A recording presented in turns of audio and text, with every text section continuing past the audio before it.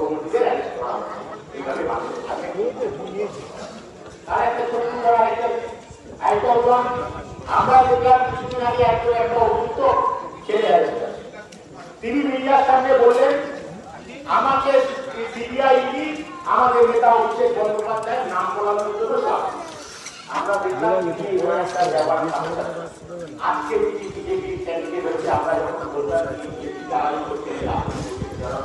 সেদিন আমাদের কথা বললে ওই যে অভিযুক্ত অভিষেক বন্দ্যোপাধ্যায়ের নাম বলেছে ওকে ঘেরা করা হবে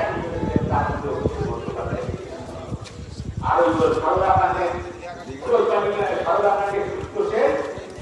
যখন তিনি বলেন আমি শুভেন্দু অধিকারীর কথায় ওই কাঁথি পৌরসভায় কোটি কোটি টাকা দিয়ে শুভেন্দু অধিকারী আমার থেকে 100 টাকা দিয়েছে ওইখানে গ্রামের নাম করে 50,000 টাকা দিয়েছে প্রমাণ ছিল সত্য তা সত্য